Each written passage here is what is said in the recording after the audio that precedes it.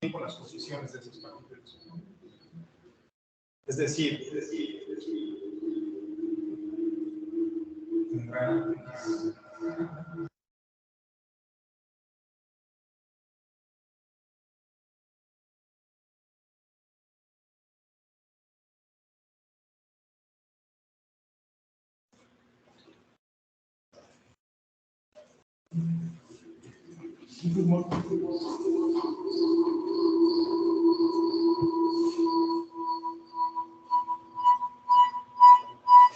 Yo traigo uno. Gracias. Entonces, fíjense.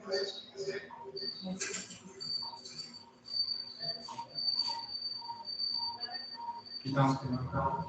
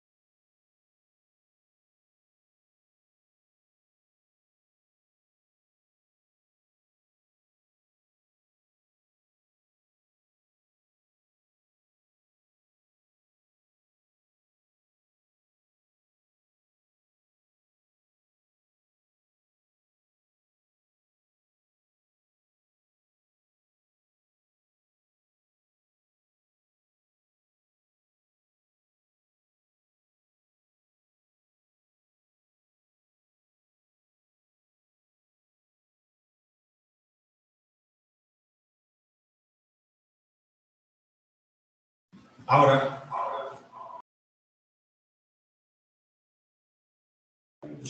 vean que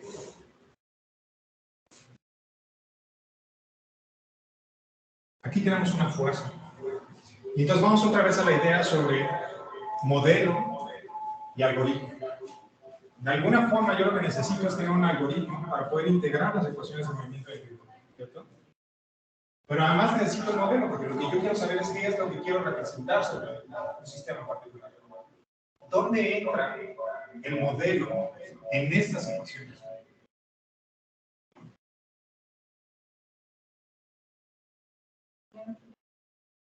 Pues cómo lo resuelve esto planteando condiciones iniciales.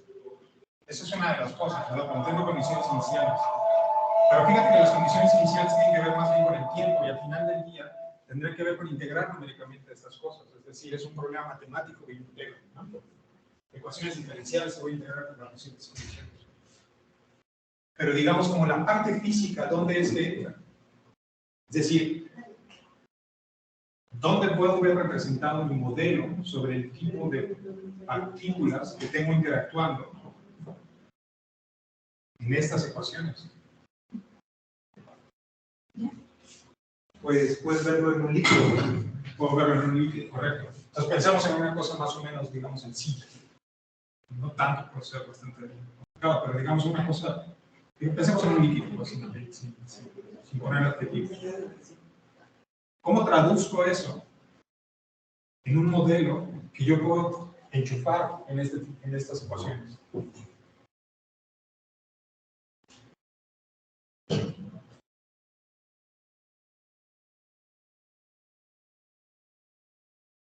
Pues puedes proponer un modelo de esferas duras. Esa es una forma interesante justo de aproximarse al comportamiento de líquidos, ¿cierto? Y es que fíjense que en el caso de los líquidos, uno tiene, digamos, dos tipos de interacciones. Por un lado, uno sabe que es muy importante la parte repulsiva entre las partículas. Y es muy importante porque eso es lo que define la estructura del líquido. Es decir, si bien el líquido no está, digamos, ordenado y tiene una estructura súper bien definida, como en el caso del sólido cristalino, sí es cierto que local, digamos, hay un orden muy local, ¿cierto? Es decir, si yo veo una función de distribución de las posiciones, 1 a 1, debería haber una cosa así. Es decir, yo veo de forma clara que tengo un primer vecino y luego empiezo a ver borroso porque me da lo mismo voltearse a cualquier lado. Es una cosa isótropa. O sea, si yo me paro en una partícula y estoy en un líquido, localmente puedo más o menos definir de forma clara mis primeros vecinos que andan oscilando en una cierta región, pero ya conforme empiezo a alejar ya no tengo forma pues de discriminar, entonces empiezo a ver borroso y esa función de correlación empieza a verse así, ¿no? Y oscila pues alrededor de unos sistemas normalizados. Eso por un lado. Por otro lado, hay una estabilidad, es decir, el líquido no se me desparrama y se esparce por todo el universo, ¿no?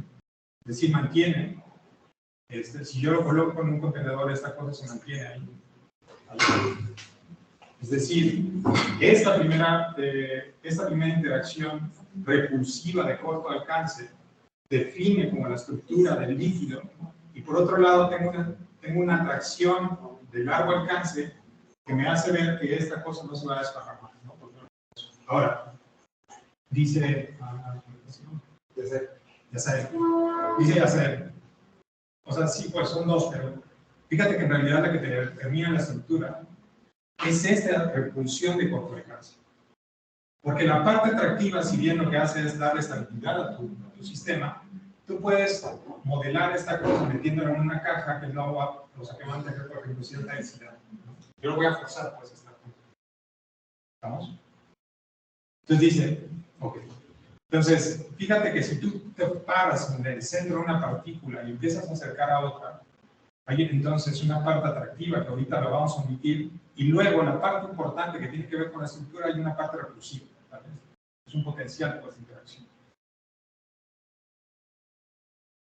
Y luego dice, pero además fíjate que como tienes una parte que es infinitamente repulsiva, esta curva la vamos a aproximar por esta. Es una esfera dura, pues.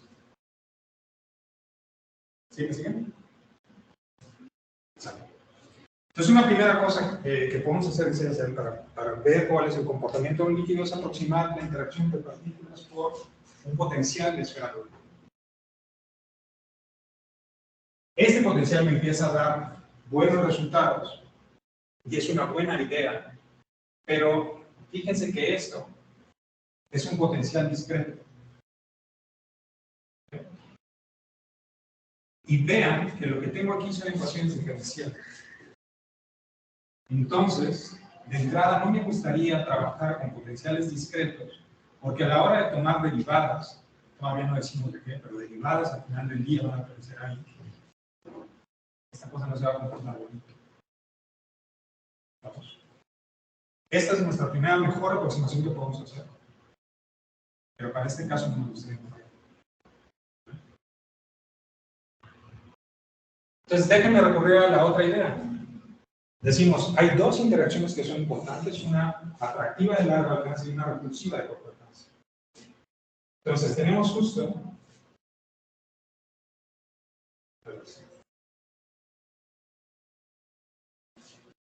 es atractiva de largo alcance y conforme nos empezamos a acercar, esto se vuelve repulsivo. Ese tipo de interacciones justo las podemos representar para las interacciones de Van der Waals. Y este tipo de potencial que me representa bien ese tipo de interacciones Se llama el potencial de dinámica.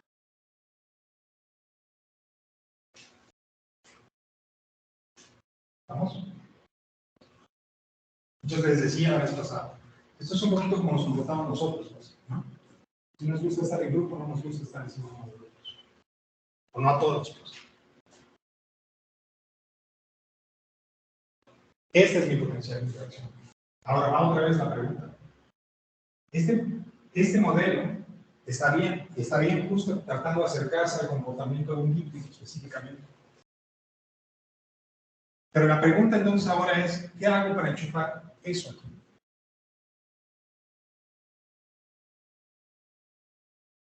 Pues puedes reescribir la fuerza con la ecuación de los gradientes de potencial. Exactamente. Entonces acuérdense que la fuerza no es otra cosa que menos el gradiente del potencial.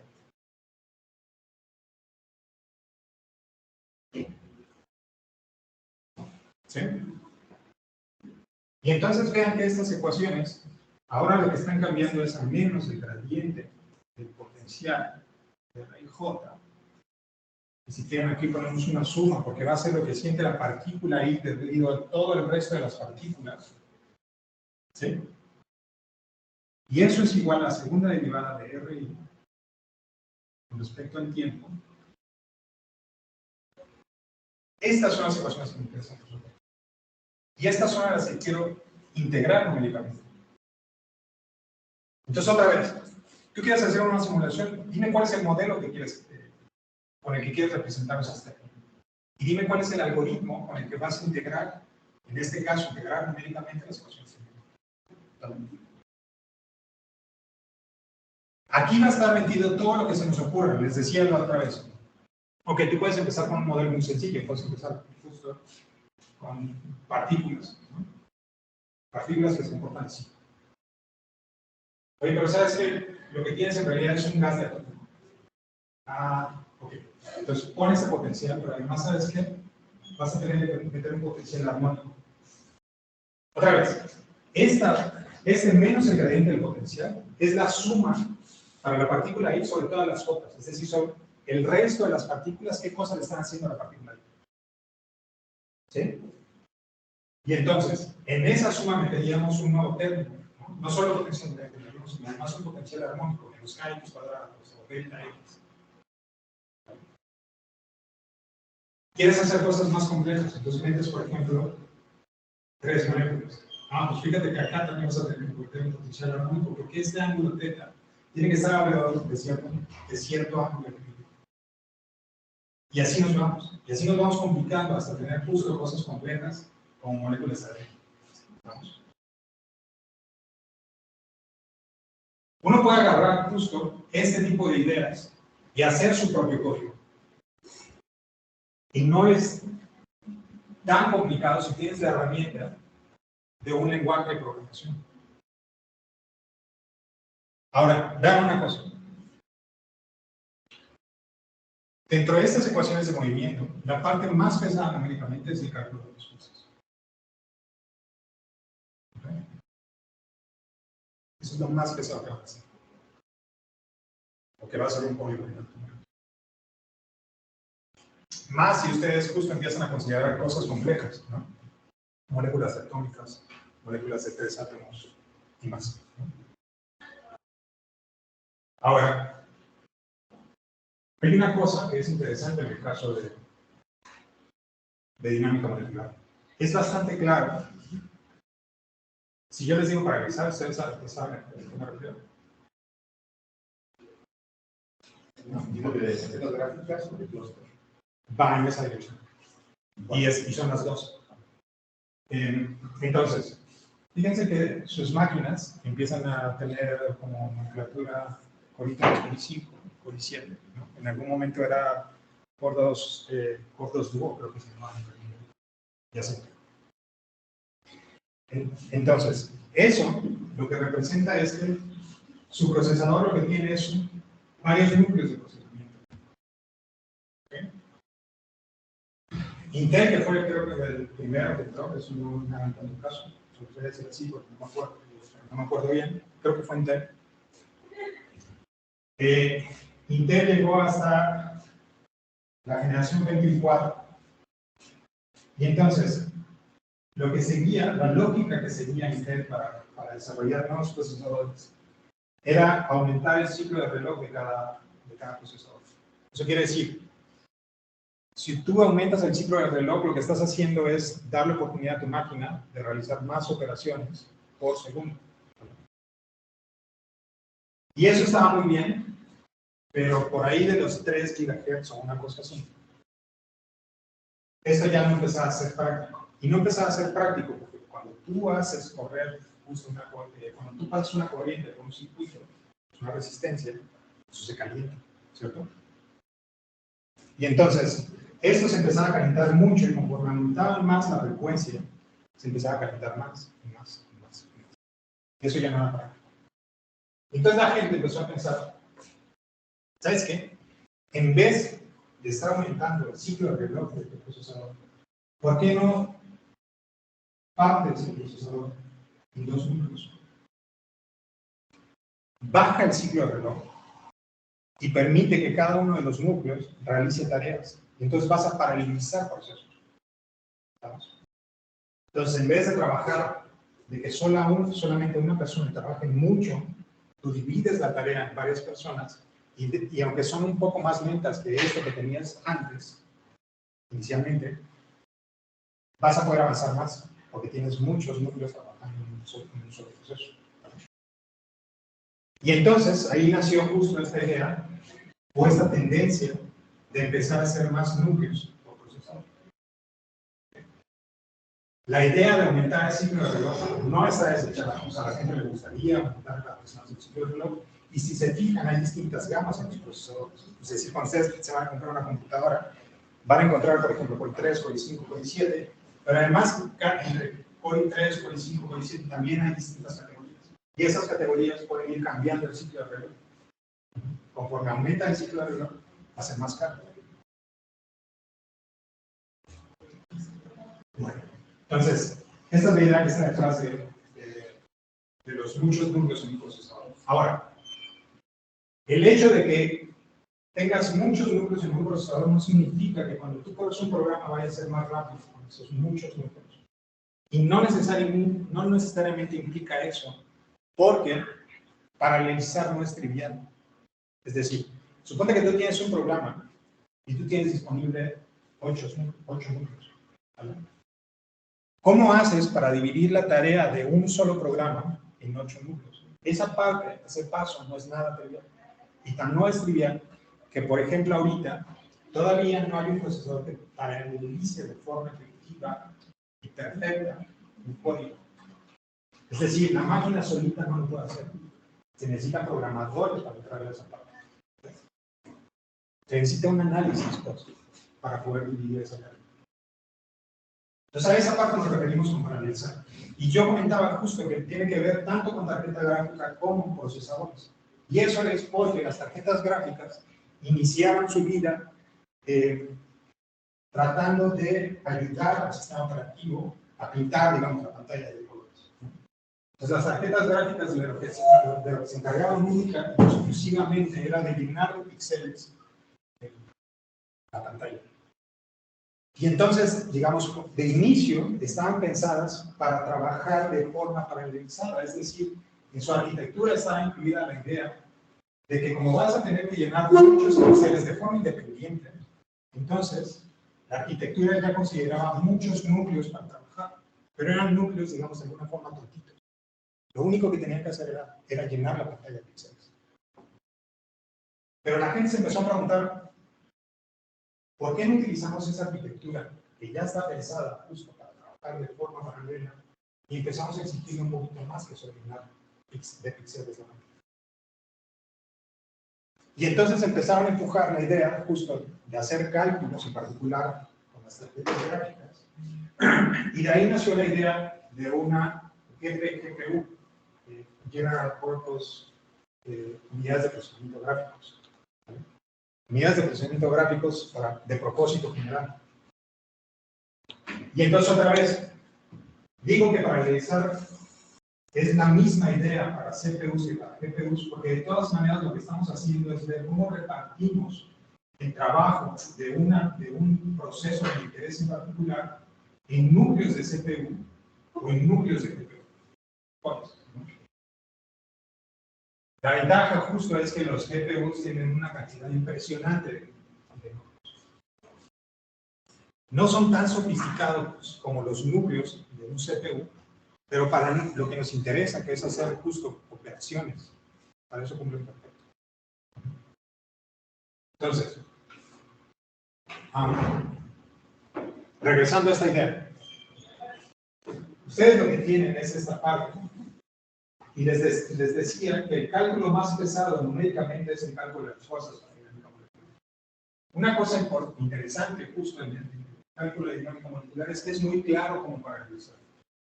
Es decir, fíjense, supongan 3 partículas. Entonces, para cada una de ellas se tiene que calcular la fuerza que siente la partícula 1, la fuerza que siente la partícula 2 y la fuerza que siente la partícula 3. ¿Cierto?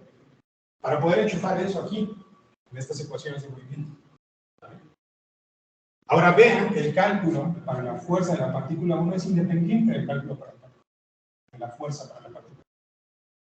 Consideran cosas similares, es decir, las posiciones de cada una de las partículas. Pero al momento de hacer el cálculo de la fuerza, yo puedo hacer de forma independiente el cálculo de la fuerza para esta partícula, el cálculo de la fuerza para esta partícula, el cálculo de la fuerza para esta partícula. Entonces, si ustedes tienen 3 núcleos, eso se traduce en repartir la tarea al núcleo 1, esta al núcleo 2 y esta al núcleo 3. ¿Ok? Entonces, como es muy claro qué es lo que uno tiene que hacer para realizar un código de dinámica molecular, lo cual no pasa, por ejemplo, para un código de Monte Carlo. Entonces, la gente ha trabajado mucho en esa idea en muchos códigos, en particular en GROMACS. GROMACS está altamente paralizado. Y les decía, por ejemplo, si ustedes tienen una tarjeta gráfica, vale mucho la pena que instalen justo GROMACS considerando la tarjeta. La cantidad de recursos que tiene disponible es mucho mayor que para los otros. Y la gente ya trabajó muchísimo en ver cómo puedes paralelizar para la tarjeta gráfica. Y entonces eso está bien hecho. Y deberían de ver un cambio muy claro al correr solamente en CPUs o en GPUs. Ok. Ahora, eso es con respecto al modelo, ¿cierto? Yo me pregunto qué tipo de sistema quiero simular. Considero un modelo, en este caso, por ejemplo, un modelo que me represente un líquido sencillo. Y eso lo voy a enchufar en estas ecuaciones. Ahora viene el siguiente paso. Yo les decía, ustedes necesitan un modelo y necesitan un algoritmo. ¿Dónde está el algoritmo? Y un chorro de algoritmos. La gente ha trabajado en muchas cosas. Déjame presentarles un ejemplo.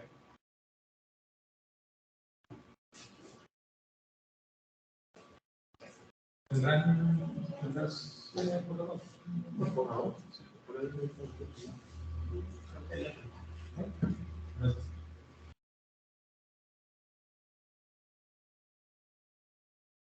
Déjenme presentarles un ejemplo. La idea viene de aquí. Fíjense que a ustedes lo que les interesa es calcular T al tiempo T más delta, perdón, las posiciones al tiempo T más delta.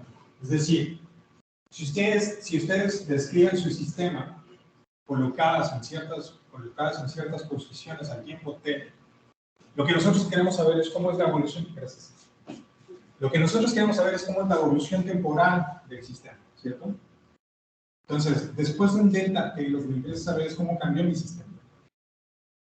Y después de esto, voy a calcular otro delta T. Entonces voy a generar una película. ¿Vale?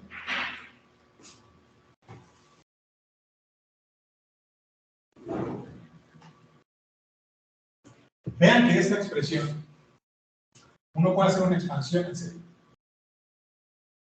Entonces uno puede decir, fíjate que esto es raíz de T más un R' evaluado en T por una delta t más una RI biprima evaluada en t por una delta t cuadrada puesto sobre 2 más una serie de términos desde que y es igual a 3 hasta infinito. Esto no quisiera borrarlo porque esto es la clave, ¿verdad?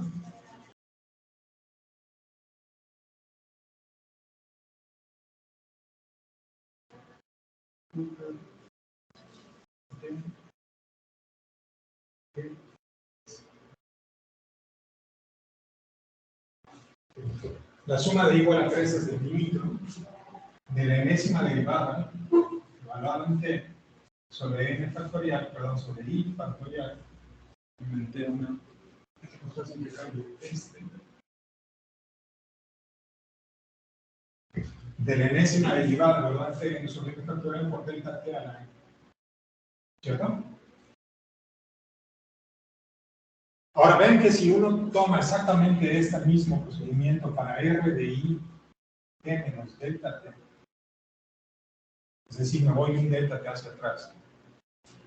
Vean que esto en lo único que cambia es en los términos impares, es decir, este cambia en RI' de delta t, este me sigue quedando más bi'T delta t cuadrada sobre 2 más suma desde que n es igual a 3 hasta infinito de la enésima derivada evaluada en t, todo esto sobre n factorial, y todo esto por delta t a la n, pero me puede considerar menos suma.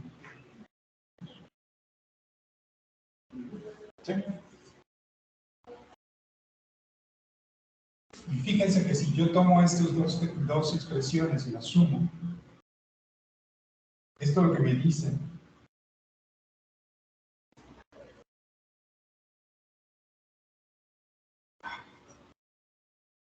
Esto es 2 veces RI t. Este y este se van.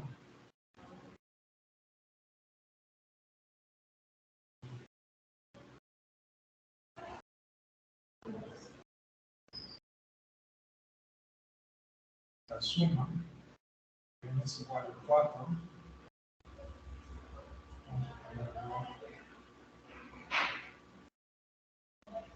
Desde que n es igual a 2 infinito, y r 2n sobre 2n factorial delta t. ¿Cierto? Es decir, los términos 3, 5, 7, etcétera, se van. Entonces eso lo puedo hacer.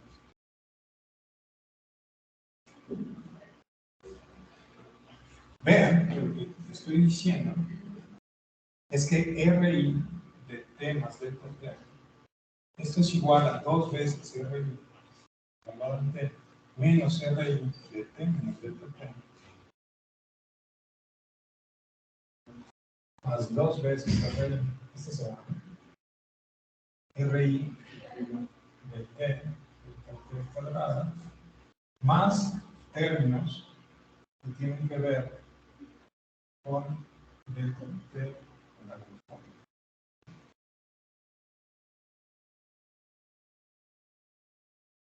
¿Qué es lo que gané aquí? Pues fíjense que lo que estoy ganando, un paso más. Vean que si delta t es muy chiquito, entonces esta expresión la cambio. Es decir, RI de t más delta t. Esto es aproximadamente 2 veces I RI de t menos RI de t menos delta t, más la segunda derivada de I por delta t cuadrado.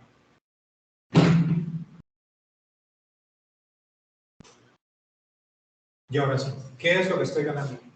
Fíjense que lo que estoy ganando es un algoritmo, es decir, yo lo que les estoy diciendo aquí es, suponte que tú tienes T definido, o sea, tu sistema definido, las posiciones de tus partículas del sistema definido son tiempo T. Y suponte que las tienes definidas a un término delta T, que ahorita les digo que es lo que usualmente se hace. A partir de estas dos condiciones, yo te puedo decir cómo va a evolucionar tu sistema en el tiempo. Tú puedes iterar esta forma de encontrar RI de T más delta T, y tú vas a encontrar como evolución.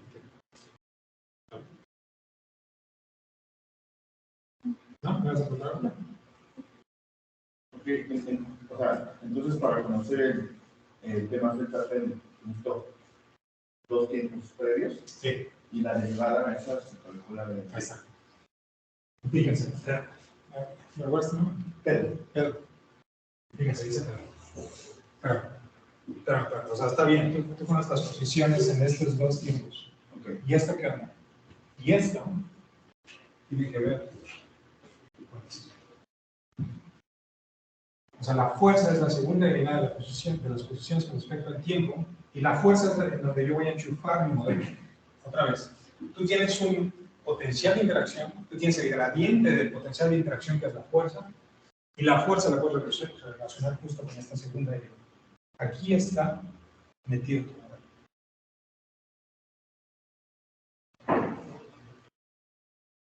¿Estamos? Y ahora un comentario sobre eso. Lo que usualmente uno hace es decir, bueno, suponte que vas a modelar un sistema, ¿no? Tú tienes un gas, ¿no? Para mantenernos en esta idea de potencial de energía. Entonces tú tienes definido esto porque puedes decir, lo que voy a hacer es darte posiciones aleatorias de las partículas. ¿Por qué posiciones aleatorias? Porque yo sé que conforme pase el tiempo, estas ecuaciones lo que van a conservar es energía. Y lo que van a hacer es llegar a un estado de equilibrio. Si yo simulo por suficiente tiempo mi sistema, yo espero que esta cosa llegue a un estado de equilibrio. Y entonces sí empezó a hacer cosas. ¿De dónde empezó? No debería de importar para que yo pueda llegar al estado de equilibrio si simulo suficiente tiempo. Fíjense que ahí está metida la teoría de Gödel. O sea, en principio, yo voy a poder llegar a cualquier lugar del espacio básico si dejo avanzar suficiente tiempo. ¿Vamos? Entonces, lo que digo es que el resultado que obtenga no depende de la condición inicial que yo haga. ¿Estamos? De todas maneras, esto no voy a medir aquí. A mí me interesa conocer, por ejemplo, digamos, me interesa conocer un comportamiento promedio, ¿cierto?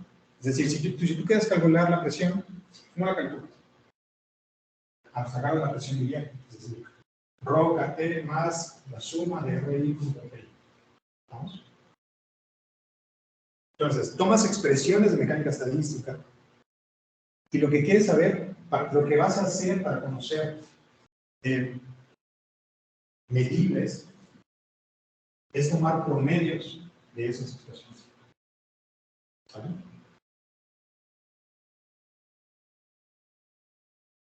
Bueno, entonces, y entonces corres eso y conforme pasa el tiempo empiezas a tomar promedios.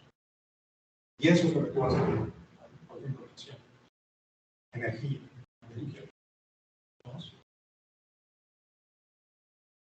entropía,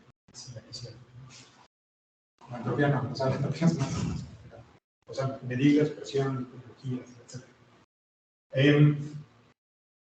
Y entonces, ustedes empiezan justo de una posición aleatoria de las partículas, y como necesitan términos delta T, lo que pueden hacer es proponer una cierta distribución de velocidades. ¿Vale? Pueden ser sofisticados y pueden tomar una distribución de Maxwell-Boltzmann. Pero también pueden tomar velocidades justo ajustándolas a una cierta temperatura, así, ¿no? Las escalan y encuentran justo cuál es la relación con una temperatura de cero. Pero entonces, si ustedes tienen las velocidades, fíjense que pueden tomar T final es igual, perdón, R final es igual a velocidad por tiempo. ¿Vale? Más posición inicial. Entonces, ustedes tienen esto y quieren conocer esto, y tienen esto y tienen esto. ¿Saben cuál es delta T? Pues? ¿Vale? Y se echan un pasito para atrás. Y así pueden encontrar cuál es el estado del sistema, un delta T atrás. Y a partir de estas dos condiciones, ustedes teniendo un modelo y sabiendo cuál es el potencial de interacción de estas cosas, encuentran la fuerza y entonces enchufan esto aquí y empiezan a darle vuelta aquí.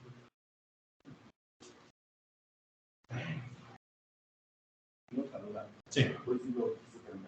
Entonces, esa pues es J, I, es la fuerza que siente la partícula I con respecto a todas las otras, o... Esta sí. Ok.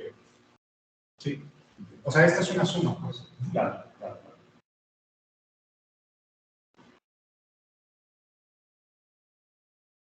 Y esa es la gracia. Tú puedes justo encontrar estos efectos colectivos metidos aquí.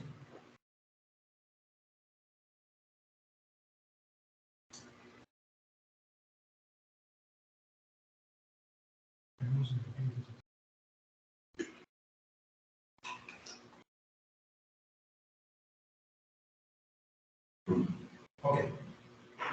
Entonces, nuestro pseudocódigo, pues, de decir algo así de burdo, lo que podemos aclarar un poco, lo que podemos pulir un poquito más sería lo siguiente. Un pseudocódigo, ¿no? Un ciclo sobre el tiempo. ¿Qué haces? Un ciclo sobre el tiempo. ¿Qué necesitas?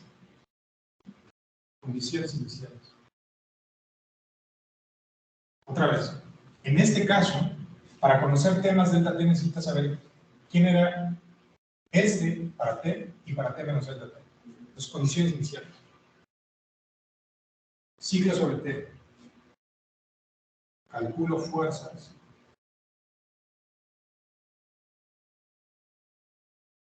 Y luego, pongo,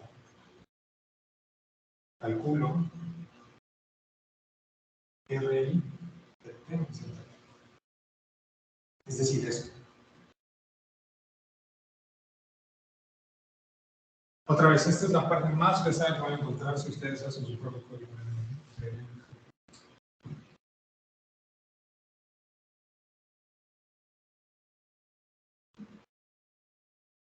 Un par de trucos, ya casi llegamos a la. Un par de trucos, sí.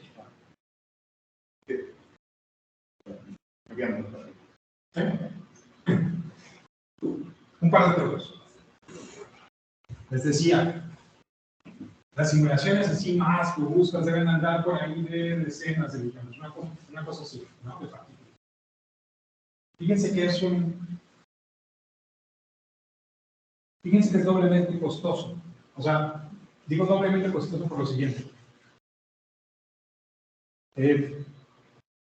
La complejidad del algoritmo dijimos que es del orden de n cuadrado, ¿sabes? Es decir, cada vez que yo aumento n, que meto más partículas en mi simulación, el número de interacciones que voy a tener que considerar, y otra vez estamos justo pensando en la suma de las F y J, ¿no? El número de interacciones que tengo que calcular son n cuadrada. Así crece, pues. Entonces mete 10 millones de partículas, eso crece enorme, ¿no?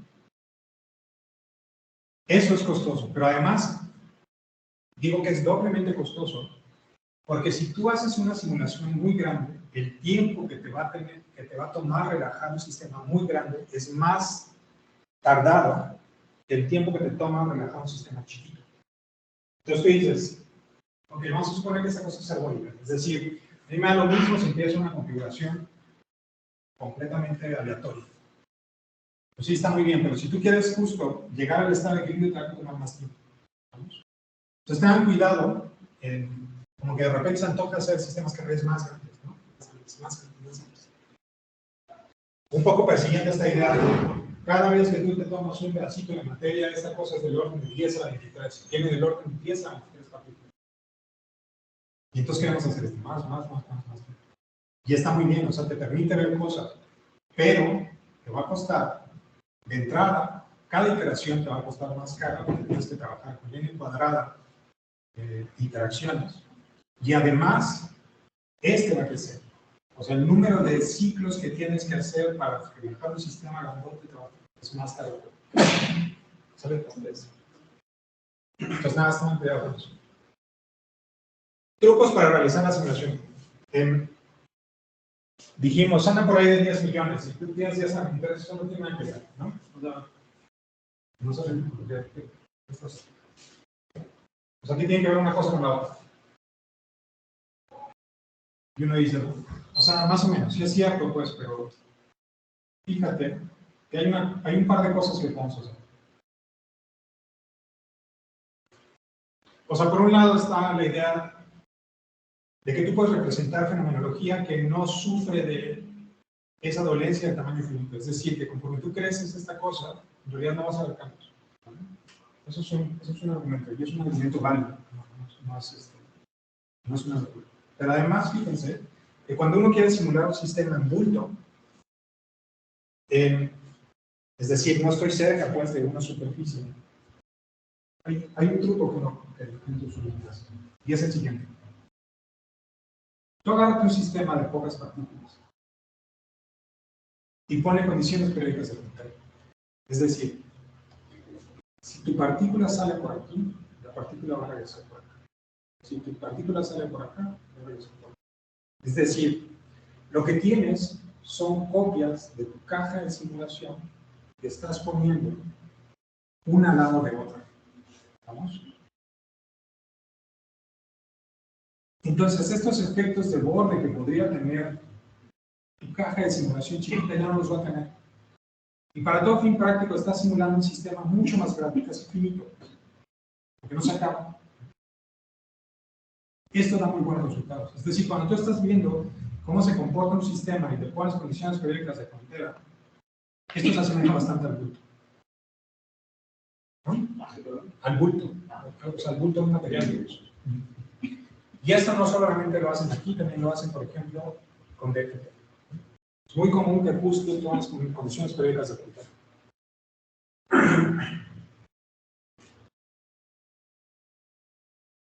Otras cosas que puedes hacer para reducir el tiempo de cambio. Uno dice, ok, la complejidad de tu algoritmo es n cuadrado.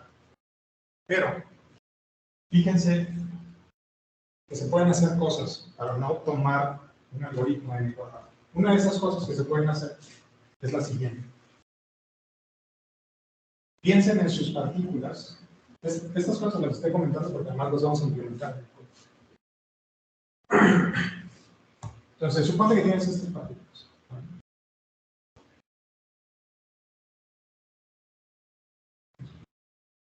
Tienes un chorro. ¿Okay?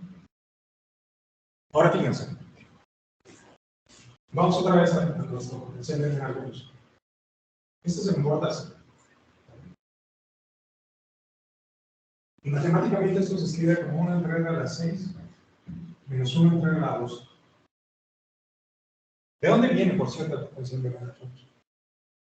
O sea, hay dos interacciones. ¿De dónde vienen esas interacciones físicamente?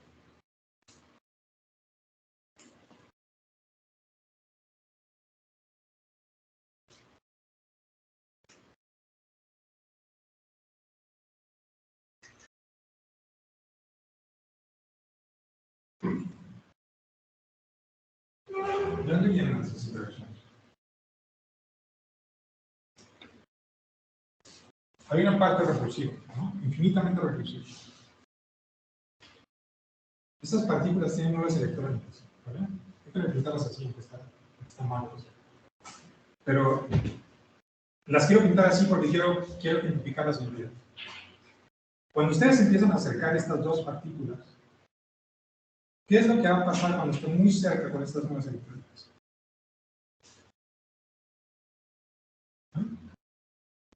Se repelen. ¿Se repelen por? La fuerza Ok, hay una repulsión por carga. Estoy de acuerdo. Pero en forma cuántica, ¿qué es lo que va a pasar justo cuando estos electrones empiecen a querer ocupar los mismos estados cuánticos? El principio de expresión.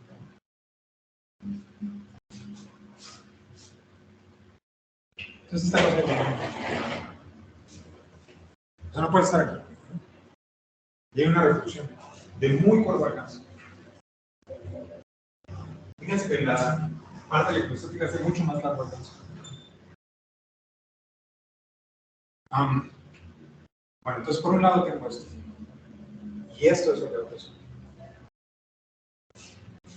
Por otro lado tengo una parte atractiva. Fíjense que no necesariamente necesito carga para que eso pase. Es decir, este no tiene que tener una carga más. Y este una carga menos. Aunque estos tengan una carga efectiva cero, eso va a seguir pasando. ¿Por qué es eso?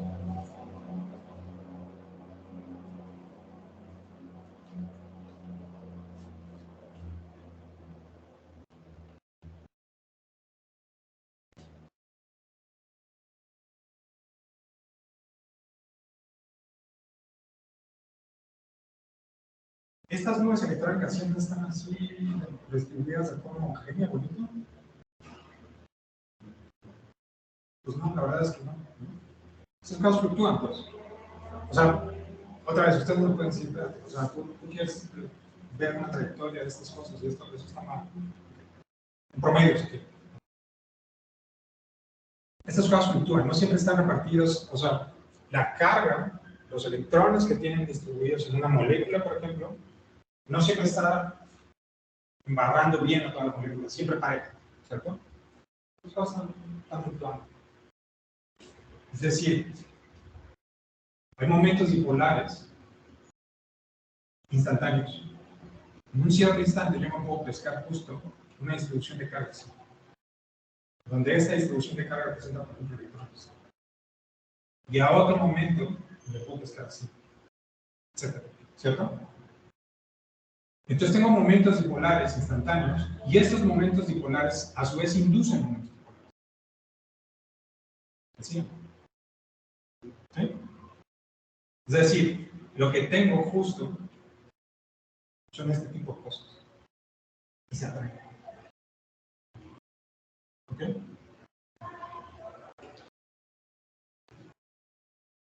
A este tipo de interacciones se les llama fuerzas de observación del hombre. ¿Ok? Entonces tengo esas dos aportaciones, una parte atractiva y una parte repulsiva. Principio de expulsión.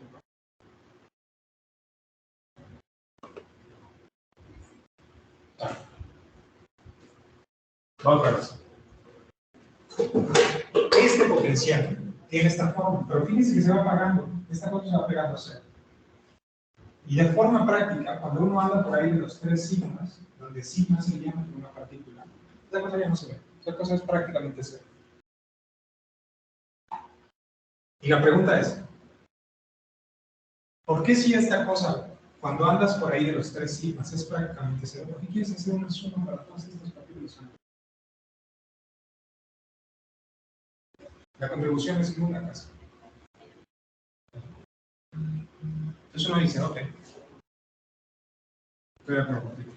Entonces fíjate que lo que podemos hacer es calcular las fuerzas para esta partícula, tomando en cuenta un radio de corte. Es decir, dependiendo del potencial de interacción, y depende, por supuesto, del potencial de interacción, a partir de cierta distancia tú puedes despreciar las interacciones que han restado los partículas. Entonces fíjate que lo que estás ganando es que este n cuadrado ya cambió.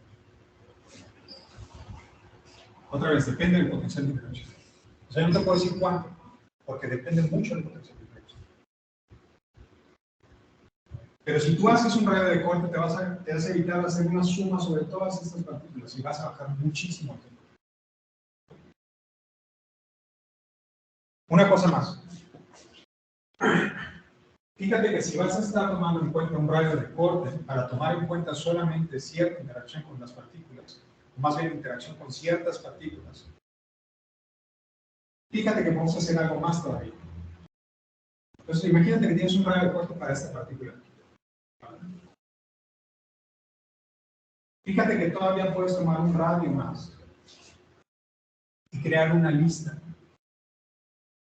Vas a crear una lista de vecinos que contemple este delta de cascarón, una delta de ¿cómo le ponemos? Un delta R, que es como el radio de la esfera.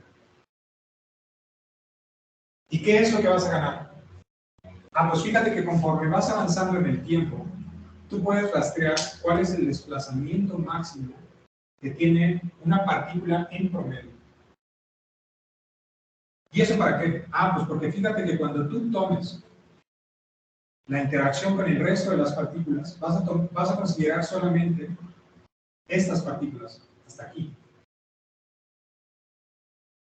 Y el radio de corte, pues mira, haces una interacción con esta y te fijas primero en la distancia. Si esa distancia es menor que el radio de corte, entonces te tomo en cuenta, si no, no te tomo. Y fíjense que lo que me ahorré es calcular nada más cuál es la distancia y no el potencial. Con esto puedo empezar a discriminar tomando en cuenta el radio de corte, y con esto puedo empezar a discriminar sobre quiénes me interesan. Estas ya ni siquiera voy a tomarlas en cuenta, estas ya no quiero saber nada de eso. ¿Okay?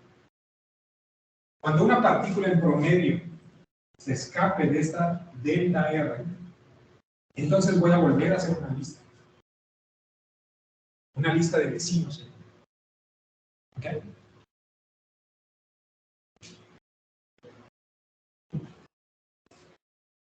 ¿Dudas?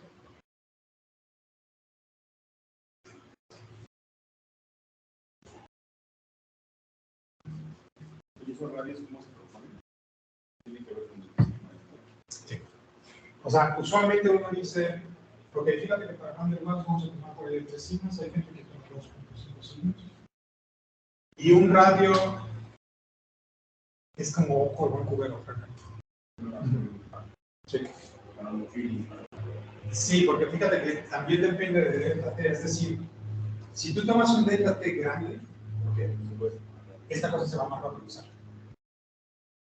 Entonces vas a tener que volver a calcular rápido una lista de vecinos escala, porque tienes que hacer otra vez n cuadrada de interacciones. Ahí sí ya no tienes la calcular, tienes que hacer. Y eso es para cada una de las partículas. Como la diésima, había puesto radios de corte y radios de... Sí, eso siempre, o sea, tú vas a calcular justo las distancias de R y J. Tomando en cuenta estas R y J, esta matriz, tú vas a decir, pues mira, la primera partícula tiene los vecinos 2,7 como índices, pues.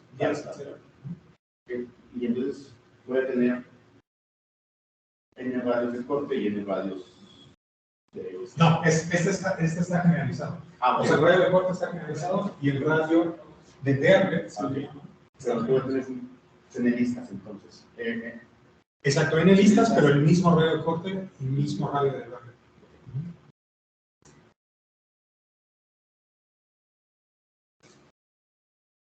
¿Alguna otra duda? ¿Todo claro?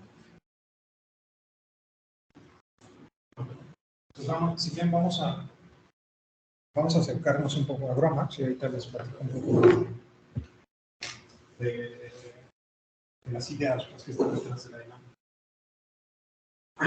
¿Quedó Gromax? ¿Ya lo quiero iniciar? ¿Se instaló? Sí. A ver, escribe aquí en X. En la letra.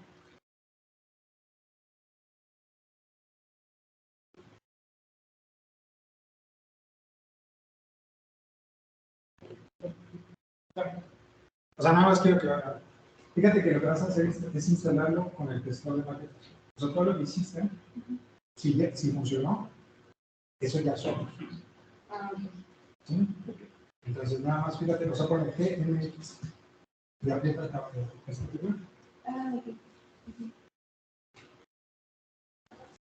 ¿No? Escribiste lo de source, no sé qué. Esa instrucción es importante. ¿Tienes aquí el de México es necesario. Sí, o sea, toda esta parte es importante. Pon en México, ¿no? Make menos J4.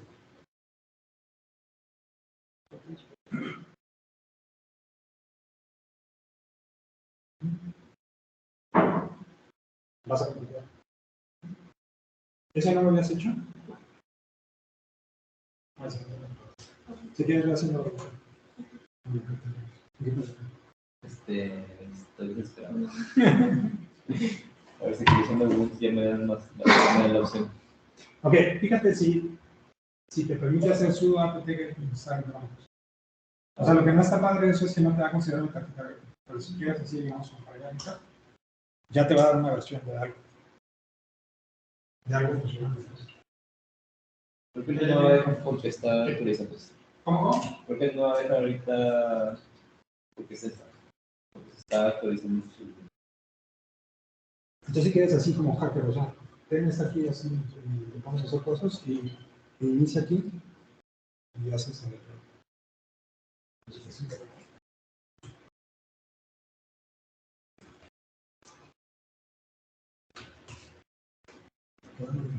No, fíjate que sí me instalé, pero lo que pasa es que me pide un CMI. Oye, ¿y le pusiste de source, no sé qué? No, ¿Y qué te dijo? no, es que tengo un problema porque me pide una versión arriba. Ah, ok, no pudiste avanzar de eso. No, o sea, ya instalé todo, cuando me saqué unas líneas, pero igual se me pide ¿Y no te dicen, no te dejó sudo apt get install drums? pues sí, entiendo, pero me sigue pidiendo ya. Sí. O sea, otra vez, lo que pierdes aquí es que ya no lo configuraste para que corra con tu tarjeta gráfica. Entonces, eventualmente sí estaría bueno que lo pudieras hacer. Pero, digamos, como para tener una versión ya funcionando, eso.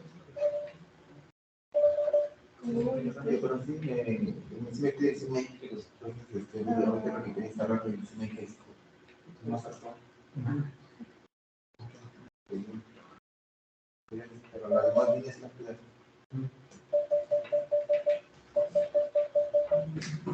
Ok, entonces, fíjense. Vamos a hacer eso.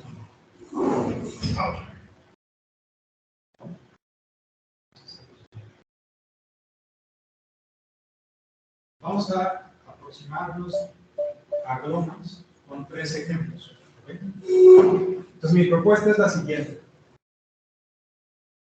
Vamos a estudiar primero un gas argón. Todos estos tutoriales, por cierto, no son míos. Entonces, ahorita les digo dónde salieron para no fusilarme, digamos, crédito conmigo.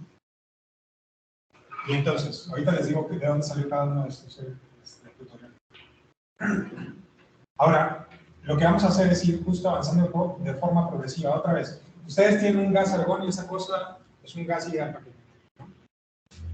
Entonces, vamos a estudiar primero un gas de este tipo. Vemos cómo justo cumple el hecho de que si está muy frío, esta cosa forma, digamos, como una especie de sólido, luego empieza a calentar, se empieza a comportar más como líquido y eventualmente se puede evaporar, ¿no? Sólido, líquido, vapor.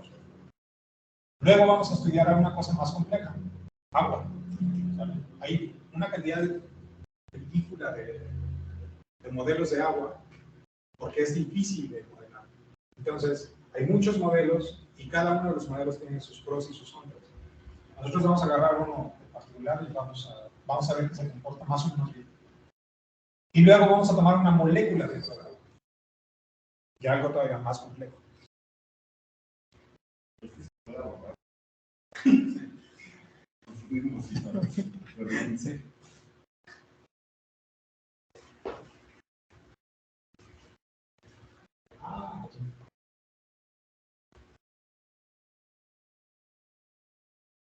Creo que ese era Xiaomi.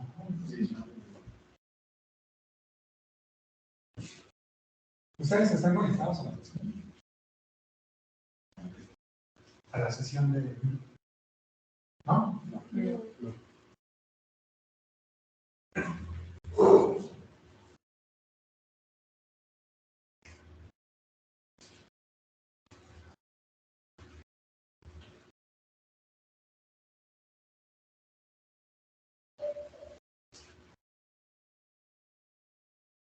quiero saber de si hay interacción.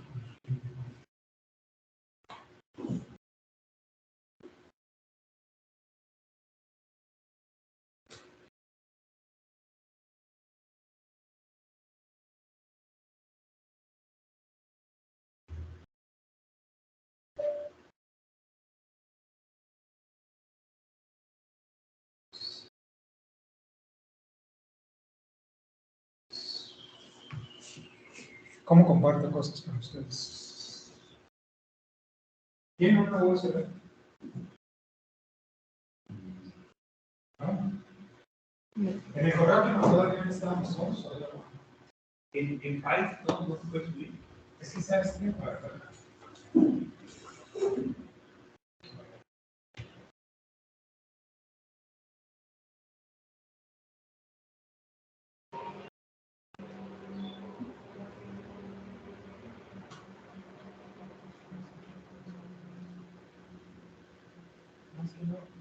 O en el chat también, me parece que se puede subir. el chat está desactivado también. No sé por qué. Ah, es que tu correo no es de. Ajá. Ya.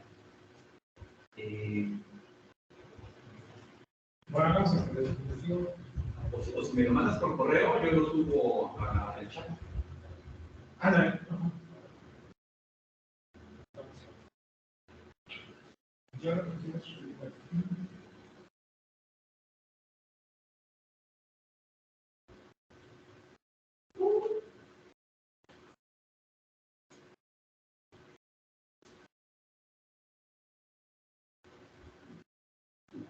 O te puedo pasar una USB.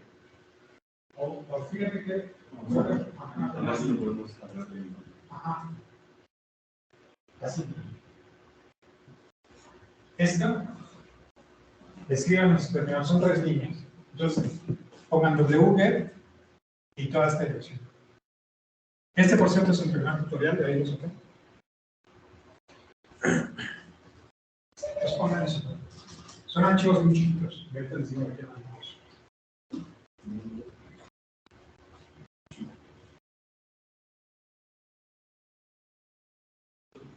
Sí, creo que no, o sea, si lo ponen en copia. Ajá. Ah, no, pero es. Wget, o sea, poder descargarlo en su. Ah, ok. Sí. Si no sabes, para la siguiente, a lo mejor hacemos eso con tu hermano, antes de la clase. Sí, si no lo que puedo hacer es, ahí está la dirección. Me la copio y lo puedo enviar. Ah, súper bien. Sí, sí, gracias.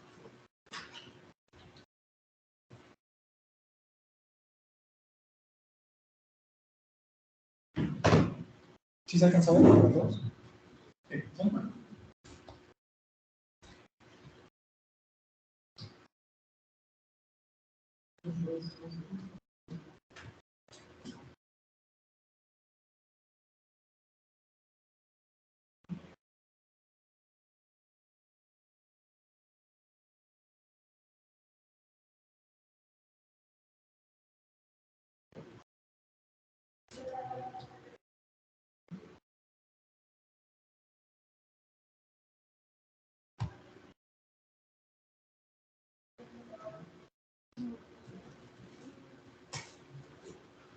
¿Ya? ¿Ya quedó?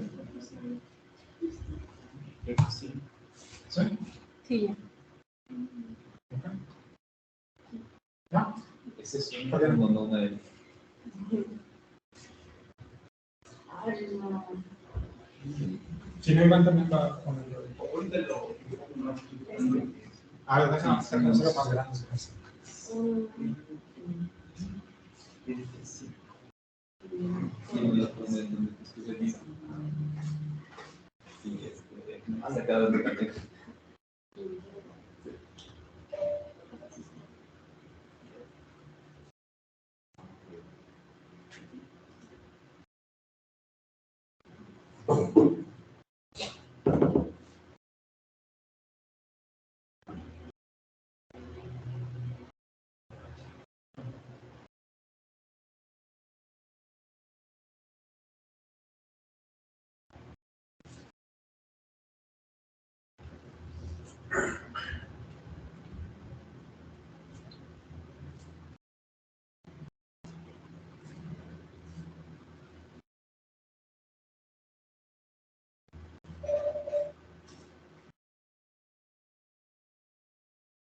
pedacitos.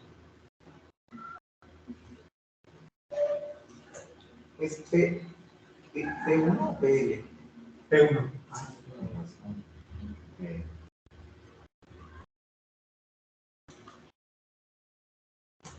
Sí, ¿verdad?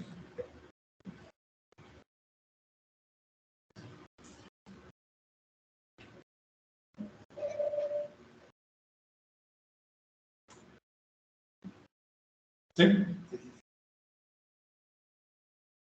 ¿Son los tres? Los tres, sí. Ya se puse la liga. Está en- Ya lo subí.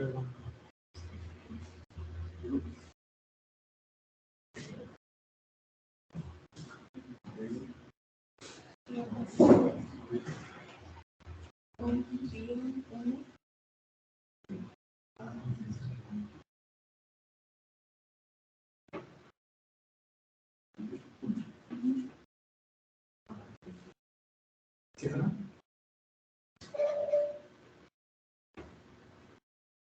Sí, yo también. ¿Ya? ¿Ya estás?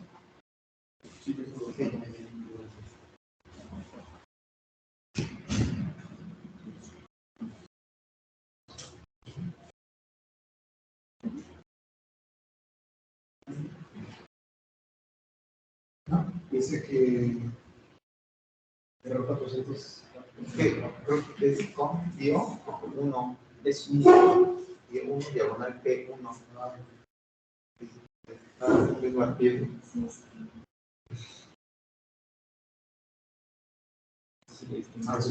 Y la L.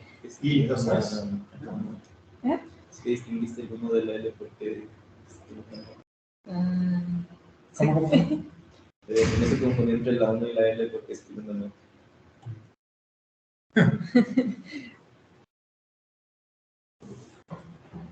Bueno, entonces,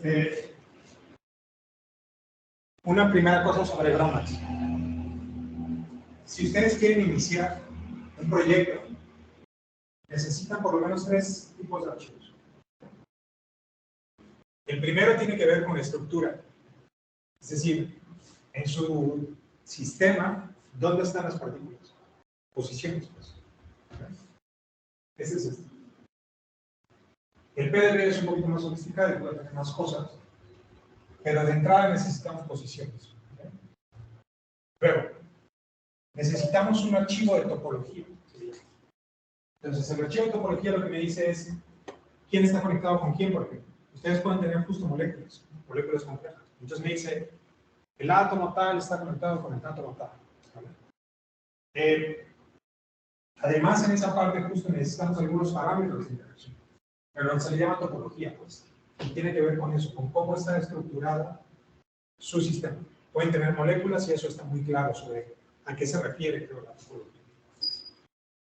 Y por otro lado, necesitan parámetros para la simulación, es decir, necesitan decir a bromas qué es lo que quieren que haga con estas cosas. ¿Ok? Entonces, estos son los tres archivos que están aquí y son el mínimo que necesitan para iniciar un proyecto para simular con bromas. ¿Ok? Ahora, fíjense, en el caso del archivo de parámetros, van a hacer esto un poco más grande.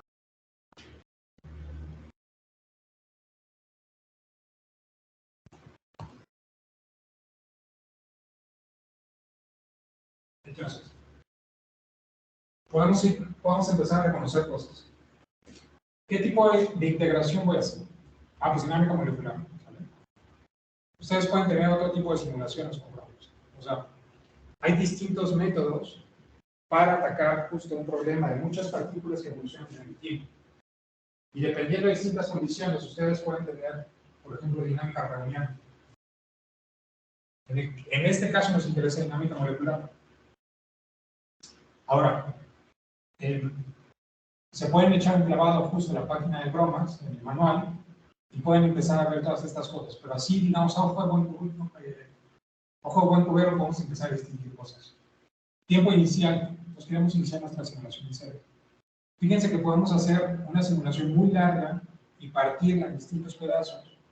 Y entonces podemos simular con cachitos, luego pegar esos cachitos. Pero los tiempos iniciales pues van a cambiar. ¿Vale? Delta T, ¿cuál va a ser el tamaño de paso que quiero seguir para avanzar en mi simulación? Esto es un tamaño de paso bastante razonable. Esto está en picosegundos. Son solo 2 picosegundos. Y es un tamaño de paso bastante razonable. Si ustedes empiezan a hacer más grande el tamaño de paso, puede ser que colapse con su simulación. ¿Entienden? Y colapse en el siguiente sentido. Si ustedes toman un tamaño de paso muy grande, tienen 2 partículas, estas cosas pueden empezar tras la paso. Ustedes calculan la fuerza entre 2 partículas que están tras la paso y eso pues se dispara. Entonces empieza a haber errores numéricos.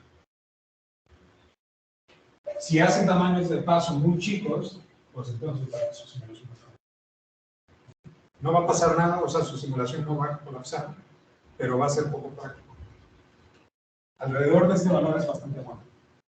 Número de pasos de simulación. Lo que ustedes quieren hacer es iterar, ¿cierto? Para encontrar justo soluciones numéricas de las ecuaciones de límite. Entonces, ¿cuántas veces voy a iterar en este proceso? Por ejemplo, 5 minutos. Fíjense que aquí ustedes pueden sacar el tiempo total de simulación. Si es 0.002 picosegundos, ustedes pueden ver más o menos en qué orden. Hay algunos paquetes de algunos motores de dinámica molecular que no utilizan este tipo de unidades y utilizan unidades reducidas, por ejemplo. Otra cosa que se podría distinguir con respecto a, tomando en cuenta los sistemas moleculares.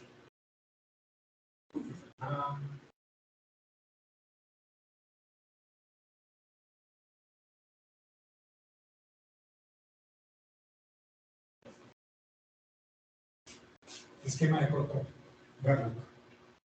Entonces, justo ver lo que me dice es una lista de vecinos.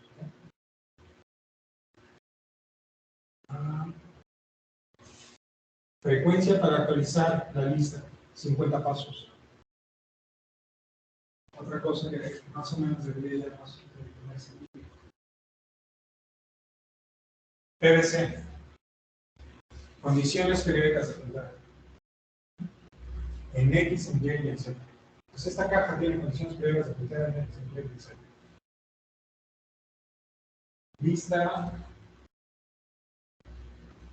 de corte, punto 85. Cuando bastante bueno considerar las interacciones.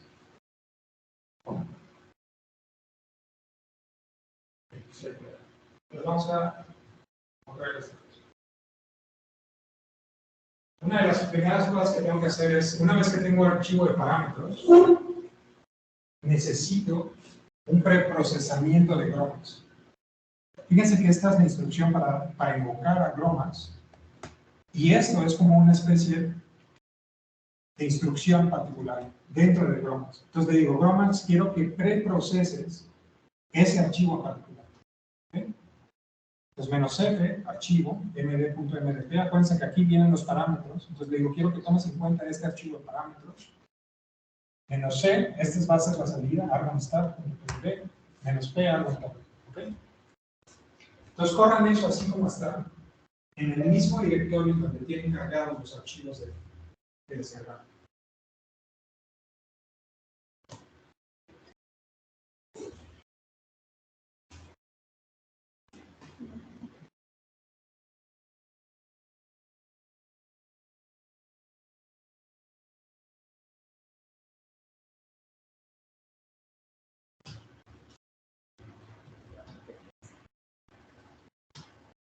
¿El archivo de salida es el GROMPP o...?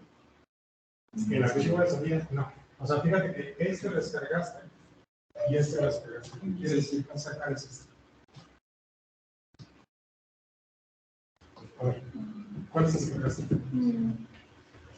Sí, porque ese te da todas las posiciones iniciales, ¿no? Sí. Perdón. Aquí, o sea, corre esta clase, digo, ¿cómo se llama? Es que tiene un archivo de salida con un nombre por defecto. Entonces hay que hacer así. ¿De acuerdo? Creo que no está instalado Gromax. instalado Gromax. Como que no has...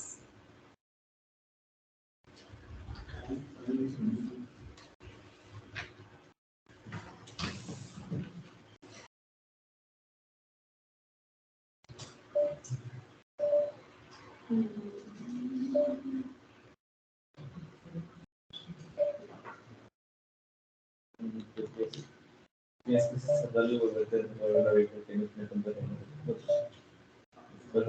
Le pongo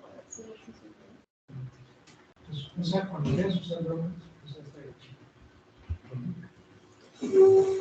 Gromax, y ahora sí por digo Grom,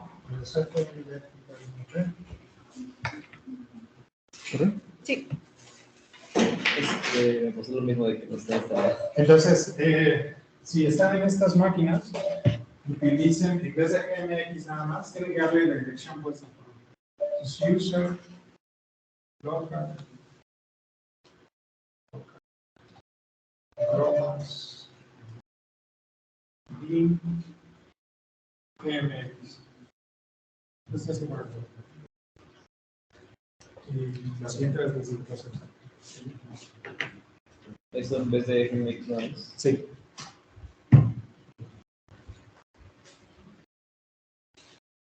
¿Quedó?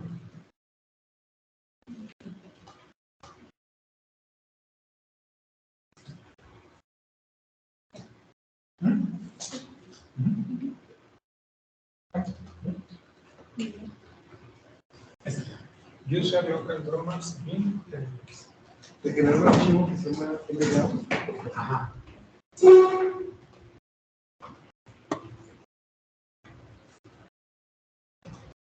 Ese es el que se genera por objetos y uno le dice esta. O sea que no.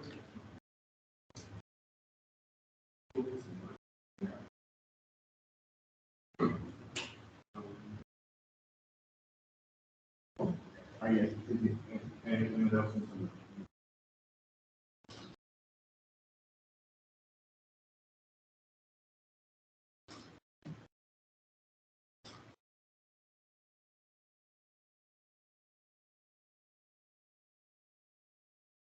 Ya se pudo.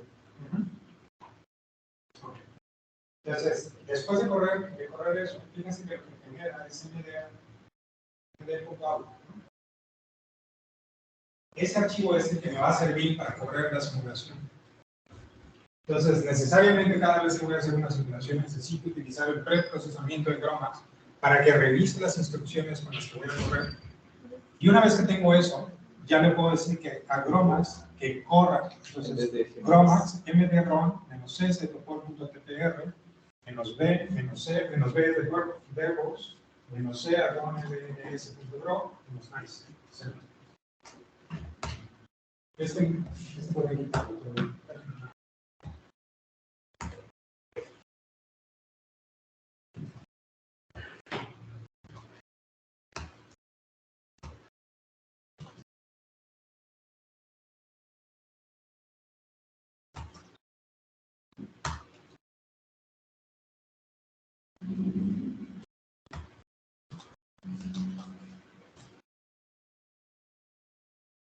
Ese archivo también, el árbol de él no lo tiene que generar, ¿no? El árbol o es el multiplicador se llama de contenido. No, ese Algo uno es un segundo punto gro. Es uno, ¿eh? Sí. Este, ajá. No, este archivo se generó ahí.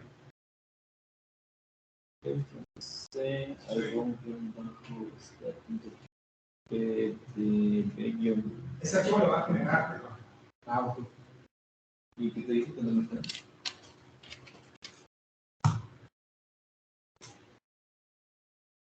Tengo que ponerlo de del user.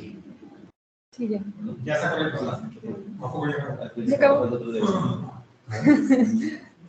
Sí, quedó así. Super. Ok, avísenme todos cuando ya esté. ¿Ya correcto? ¿Ya? ¿Listo? ¿Sí? Sí. Acá. ¿No? Ante los juegos. ¿Cómo?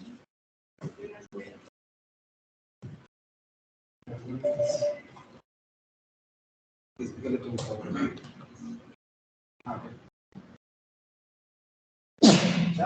Gracias. Saludos. Guión bajo un NX.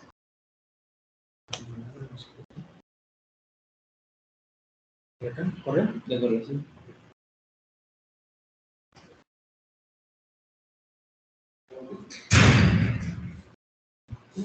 ¿Sí?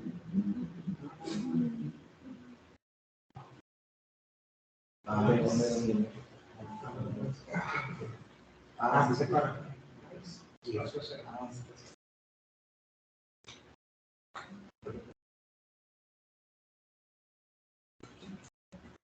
Entonces, fíjense que ustedes pueden listar y ver qué es lo que escribió esta cosa. Y deberían de ver precisamente estos archivos.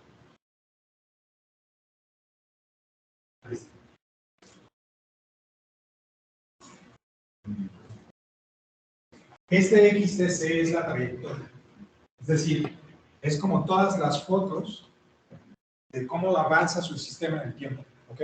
Si ustedes lo quieren abrir, les va a salir un cochinero porque esta cosa está comprimida. Entonces tienen un formato muy particular. Hay distintos programas para analizar la trayectoria. Si ustedes van a agarrarse de bromas, yo les recomiendo que busquen un programa. Hay uno, por ejemplo, que se llama MD Análisis. ¿Algunos de ustedes programa con Python? ¿Qué lenguaje de programación? ¿Sí? ¿Qué lenguaje de programación es? Ninguno. ¿Eh? Fortran. O sea, no está tan bueno. Es que vean, hay digamos como dos ideas para esto del lenguaje de programación. O dos propósitos que me gustaría distinguir. Uno es un lenguaje de programación de bajo nivel, en el caso de Fortran, que es súper útil y es súper potente, ¿no? Y entonces, está muy bien si ustedes lo que quieren es hacer un código que va a hacer cálculos numéricos pesados, como en el caso de con estas cosas que hacen su productividad, ¿no? Entonces, esa parte la cumple bien Fortran. Pero hay otra parte, hay otro propósito que no cumple tan bien Fortran, y es como una especie de interfaz. Entonces, lenguaje para hacer scripts, pues. Cuando ustedes quieren automatizar ciertos procesos, es mucho más útil hacer un desarrollo en Python, por ejemplo, Julia, si ustedes quieren, o algún otro lenguaje parecido, porque permite hacer desarrollos rápidos en código. Julia sí es rápido, pero Python no, pero Python es mucho más sencillo. Entonces, lo que ganan teniendo un lenguaje de programación, el cual yo les sugiero pues, que se acerquen a un lenguaje de programación de alto nivel, no van a ganar en cuanto a que van a poder hacer sus códigos en Python para hacer los cálculos de superconductividad, pero lo que sí van a ganar es tener una especie de interfaz. Entonces, ustedes hacen todo ese calculerío pesado con la parte de Fortran, y luego el análisis lo pueden hacer. Y entonces, fíjense, por ejemplo, que a la hora de estar escribiendo, leyendo archivos para calcular ciertas cosas, Fortran luego no es tan amigable. Tienen que hacer un poquito más de trabajo que lo que harían si trabajan con Python. Y ese es el caso, por ejemplo, de estas cosas. Como la gente ya se preocupó por programar esto está en C++. Como la gente ya se preocupó por programar esto en un lenguaje de bajo nivel, y optimizarlo y además paralelizarlo, etc. Ustedes ya no tienen que trabajar en ese sentido en un lenguaje de bajo nivel. Ahora lo que toca cuando uno hace simulaciones con paquetería que ya está hecha, es más bien ver cómo le sacas el jugo a las trayectorias, que es lo que quieres hacer. Es decir, ustedes pueden chambear a este motor dinámico molecular y les genera una trayectoria de un cierto sistema. Pero después, ¿qué hacen con eso? ¿Cómo caracterizan pues el sistema? Lo que tienen que hacer es leer la trayectoria y empezar a utilizar, por ejemplo, física estadística para poder interpretar esas cosas. Como les comentaba, quieres calcular la presión del sistema. ¿Cómo calculas la presión del sistema a partir justo de las posiciones de las partículas? Ah, bueno, tú dices la presión inicial, ¿no? Entonces haces un cálculo. Entonces, bueno, esa es una sugerencia. Mi sugerencia es aprendan Python o algún lenguaje de alto nivel, o sea, que no sea muy eficiente, pero que sí sea muy cómodo para programar scripts, que les permita hacer análisis de forma mucho más sencilla. Bueno, entonces aquí está el archivo de la trayectoria. Esto también tiene una trayectoria, pero no le vamos a hacer caso. Este archivo contiene la energía del sistema y de aquí pueden sacar, por ejemplo, energía potencial, pueden sacar la temperatura, pueden sacar varias cosas que tienen que ver con cálculos de energía. ¿Okay? El log, que es como un reporte sobre la simulación, y un punto GRO, que es de donde pueden ver cómo se ve su sistema. Al final, la última foto del sistema. Ahora, si ustedes quieren visualizar esta cosa, vamos a necesitar un programa más. ¿Okay? Entonces les voy a pedir que descarguen BMD. BMD es tanto un motor de dinámica molecular como un visualizador. Entonces, si ustedes buscan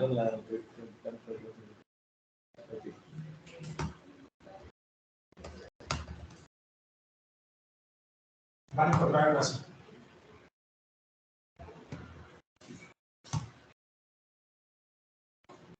Para poder descargar BMD, van a necesitar crear una cuenta.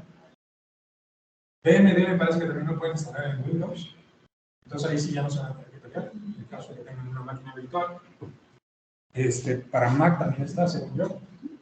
Entonces hagan el favor de descargar BMD.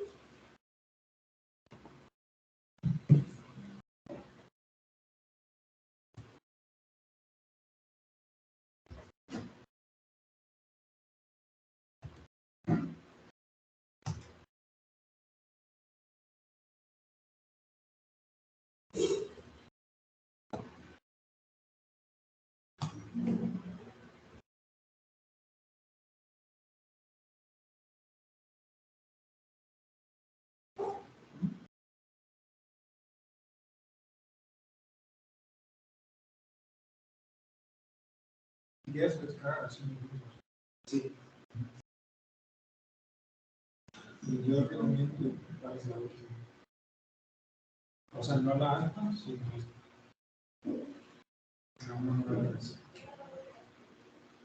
la más óptima. Bueno, si quieres la alta está bien, pero justo en la libera dicen, pues, está ayudando. Esta ya está mucho más probada. Es una versión estable. Bueno, ¿qué te parece?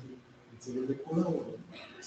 Si tienes tarjeta gráfica en línea, utiliza la de Cuba. Si no tienes tarjeta gráfica en línea, utiliza la de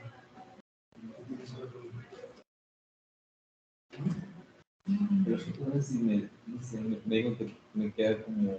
¿Cuánto ocupa el BMD que está tiene menos de 1 GB de espacio? Tiene menos... porque es máquina virtual, ¿no?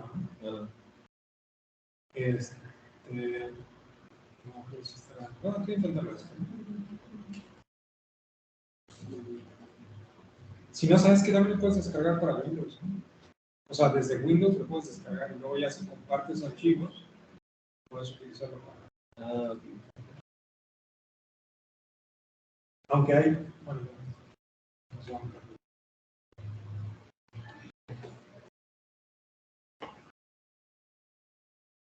yo te recomiendo que descargues este. Ese es para Windows, ¿verdad? Pues está en Windows o lo puedo utilizar en... Sí, o sea, en los dos. De hecho, hasta el Mac. Tres cosas.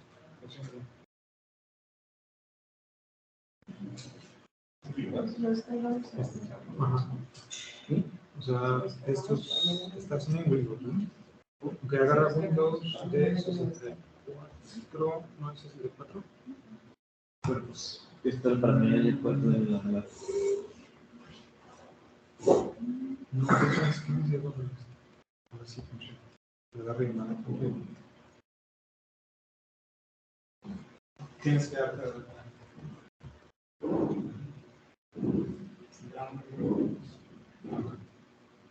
cada uno no hay tres.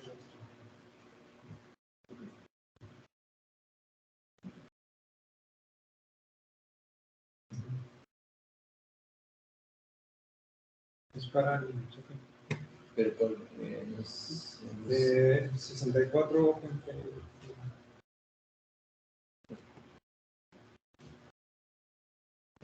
¿No creo?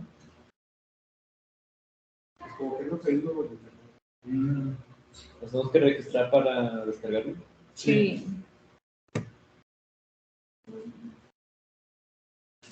No, yo sigo poniendo el canal. no, pero o sea, ya lo pones, Pero ya puedes correr. Sí. Ahora te lo traigo. Sí, es que sí vale la pena, o sea, completamente. Bueno, entonces ya se nos acabó el tiempo. Déjenme enseñarles rápido cómo se ve esta cosa. Y les encargaría, por favor, que descarguen BMD para la siguiente.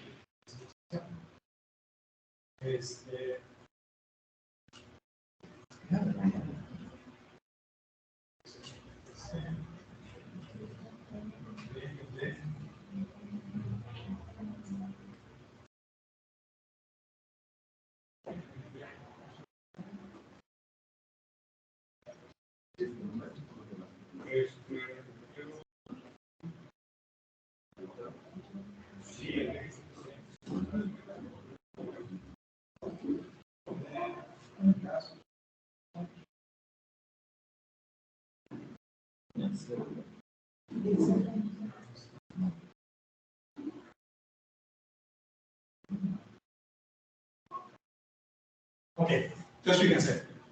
No, pues súper buena simulación, no se ve nada. Entonces, la cosa es que cuando uno carga una simulación, por defecto se cargan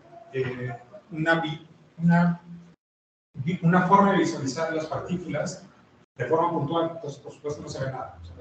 Entonces, lo primero que voy a hacer es cambiar la representación. Y le voy a poner que lo pinte con esferas un poquito más grandes. Entonces, lo que ustedes acaban de hacer en su compu, lo voy a poner bien, esto es su caso. ¿Qué es esto?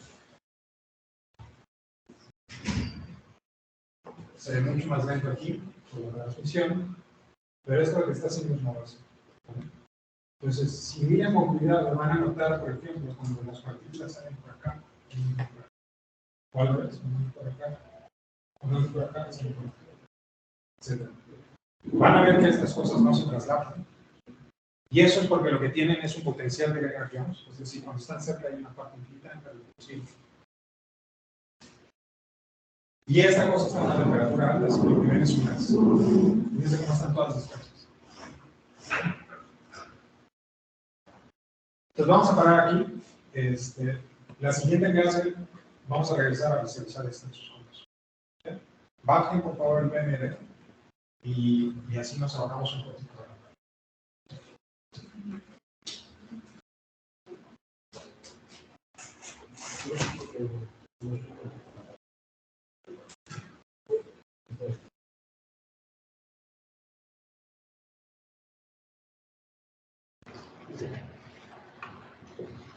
¿Dudas? Sí.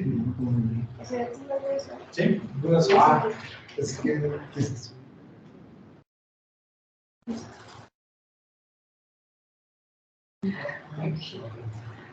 yo creo que sale sin problema.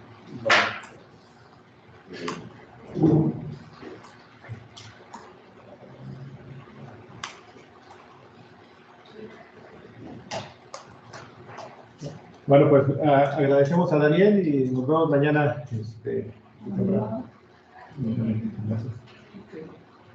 Sí, gracias. Muchas gracias. Ok. Eso es lo que queremos. Así se ve. Mañana. No tengo pincelada. Sí.